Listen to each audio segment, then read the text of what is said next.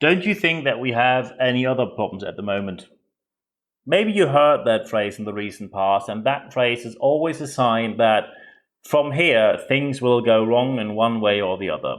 When you have a problem and you approach one of your leaders and they tell you, don't you think we have other problems? It's not very respectful, but it's not only about the respect, it's also a definition of not being able to handle problems as a leader properly. On the other hand, of course, we have to see when you're a leader at the moment, you're most likely really busy handling different kind of incidents and challenges in your organization. And suddenly someone just comes across the corner, of course, expects that you give them their full attention immediately. And they say, hey, what about X, Y, Z? What about the parking spaces we have? Don't you think I should get a parking space closer to the main entrance? And you just think, well, don't you think that we have other issues to cover at the moment? And that is exactly the point here, how to handle these kind of issues. How do you handle when suddenly someone shows up and either you are the one who proposes that there's a challenge or you are the one who receives the challenge and you think, well, that is not the focus of what I do at the moment. So I just give you an example, and this is part of public discussion at the moment. So when someone only starts with talking about refugees, people say, oh, don't you think with coronavirus we have other issues now? We can't take care of other people, can we? Or when people talk about Black Lives Matter, just today, maybe you saw the coverage on TV or on the internet. A man in Wisconsin got shot 7 times in the back for walking away from policemen. Horrible, horrible pictures we see again. And another massive misbehavior, unfortunately, of the police. And of course, when we look into other issues which were just raised yesterday, the mayoral candidate of London, Sean Bailey, said that we should introduce random drug tests. And of course, you now say, especially when you're an employer, as an employer, and I fully can understand that, I want my people to show up in a proper state where they can work.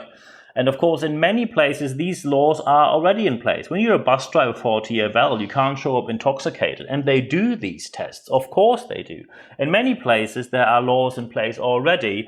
This is now aiming at the average office worker being just able to be tested basically against their will to maybe just hope they've done something wrong to probably get rid of them. And just to make one thing clear, because maybe some people haven't listened to former podcasts, you find myself in the conservative liberal area of politics. So, and by the way, for the US listeners, liberal here in Europe has nothing to do with libertarian, what you have over there in the US, just to make that very clear.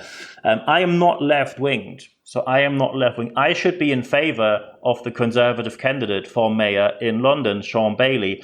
But random drug tests, of course, when you say random drug tests for every employee when the employer wants it, of course, you call for someone to ask another question, and it only took half a day until someone asked, so when you say that we can have random drug tests against absolutely anyone because you say they need to do their job properly, we of course can agree on that. So will there be drug tests on MPs, people sitting in the House of Parliament, in the House of Lords, people who are member of the government? And the answer was, well, there aren't even plans in place to even think about doing drug tests on members of Parliament. And of course, with that, you lose any kind of credibility. And it is a great metaphor how bad most leaders handle problems. You apply a certain standard on someone while at the same time not living up to the same standards by yourself. And of course, when you talk about COVID-19, you have people coming up and say, oh, we should get over it and do herd immunity and we all just get COVID. Everything's going to be fine. And of course, putting themselves on a higher level than even the most experienced scientists, while, surprise, surprise, they by themselves have no expertise in virology, epidemiology, or similar. So how do you deal with problems? Let's just think of one moment. You get to the office, you sit down. It's Monday morning. So basically just 7 hours ago from when I record this podcast right now, it is now early afternoon on Monday. So people enter your office, you just got through your emails, you have a lot of things to do, and they say, look, I have this issue, we need to talk about this right now. Or they send you an email or a voicemail or a WhatsApp or a Telegram or whatever channel they use. There will be a channel how they can reach out to you. So the main problem will be, how do you handle this? So first, never say, don't you think we have other problems or different problems at the moment? Because that is the worst phrase you can say for a very simple reason. When someone comes up with a problem and you say, oh, don't you think we have different problems or more important problems at the moment? The proper and very easy answer to that is, well, there are different points of view with that. I can deal with more than one problem at the moment and at the same time, because that's what you expect me to do in my job. Can you only handle one problem at the time? That's the moment where, as a leader, you lose, because you just made it obvious that you just don't want to deal with the problem and don't talk about facts. So never say, don't you think we have other problems? Because that simply brings you to the point where people know that you're ignorant. And it's really easy to answer that one-liner, because you simply say, can't you deal with more than one problem at the same time? I can, you can't. Very sad. Why exactly are you a leader? You lose the social legitimization. And losing the social legitimization simply means that there is no reason left why people should talk to you. So, also, by the way, don't downplay complexity. When something is very complex, you can always address it. And of course, as in every podcast, I always give very specific ideas on how you can do it better. So don't downplay complexity. Don't tell them, oh, there's a really simple solution. Then you come up with a one-liner, or you just give it to someone else because you don't want to deal with it. That is a really bad move. But just be sure that the reduction of complexity is good, while simplification is not. Simplification, we always have problems who oversimplify. I'll just give you an example. Maybe you heard of tools where they say, oh, you don't have to read books anymore. Just read our one-pager and then you know everything. Okay, so you can, of course, get the summary of War and Peace or The Great Gatsby on a one-pager. Do you think it is legitimate to say afterwards, I read War and Peace or I know The Great Gatsby? No. Because what really is important is to understand, develop the understanding and feel the emotion of what's happening between the lines, how the plot develops, how characters act towards each other, how everything unfolds and the whole plot develops. And this kind of simplification is what normally motivational speakers do. And the setting is normally always the same. You have a huge hall of people, well, not at the moment, of course, with COVID-19. So you have a huge Zoom meeting. By the way, when you have all these different squares on the screen, am I the only one who sometimes thinks like, oh, they had these squares not only at Celebrity Squares, but also at the Muppet Show.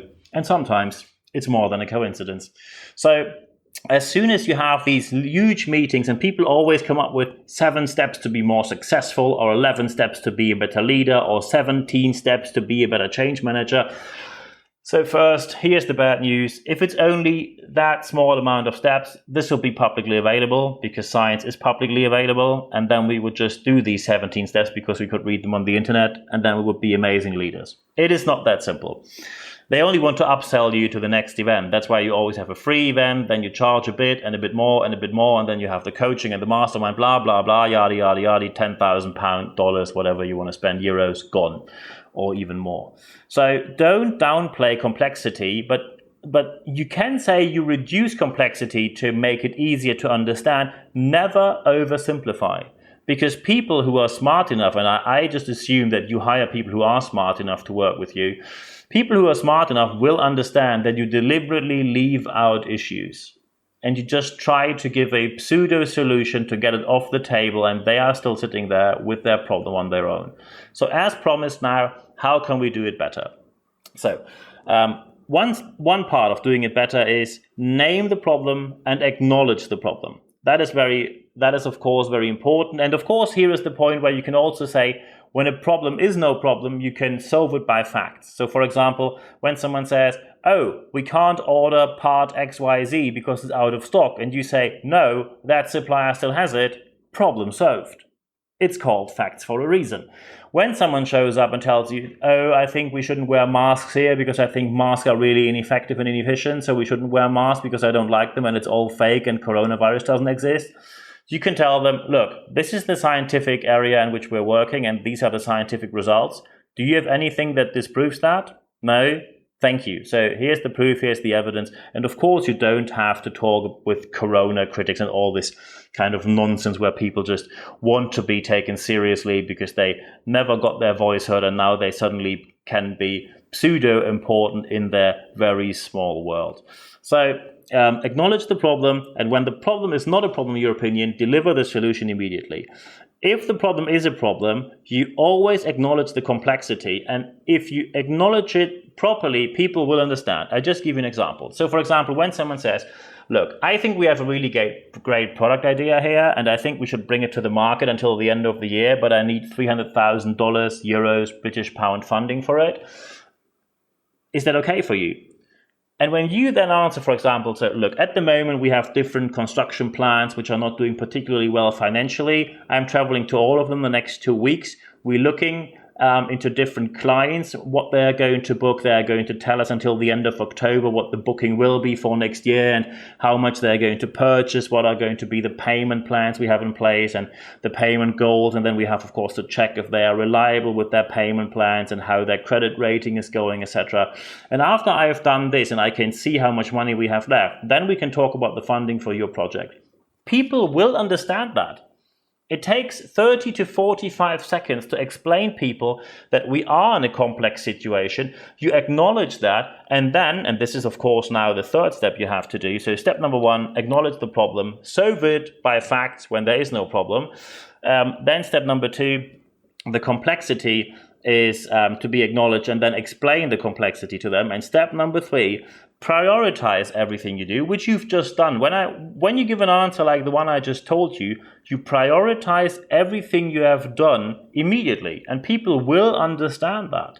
And then, of course, you have to be transparent, and you gave transparency when you just stick to the example I just gave you. That was fully transparent. You told them what are the facts at the moment and what you have to do before you can agree on a 300,000 funding for the project. So prioritize, make the plans transparent, and now here's the most important part of it. Stay in a communication loop with them. Commit to getting back to them by yourself. Don't tell them you get back to me. You tell them I get back to you, and then you tell them either a calendar week, which is the not really best solution because it's not really precise. Tell them a day on which you want to have a phone call with them, and if it's only 5 minutes, tell them, let's put a date in the calendar, and that day, 5 minutes, 15 minutes, the more time you give them, of course, you have to balance between your interest, the organization's interest, and their interest, and the importance of that project versus other projects. And there we are, complexity again. This is why these simplified self-help books never work, by the way. So tell them, let's have a phone call on that day, that point in time. And very important, do not move this call without proper reason. So when you have to move it, tell them why, and it must be a really important reason, because otherwise people think you just try to get away with it. And when you have to move it, you immediately put a new date in the calendar. The more often you move it, the less people will believe you that you're really interested in any kind of solution. I now wish you all the best when implementing this in your organization, and for today there's only one thing left for me to say. Thank you very much for your time.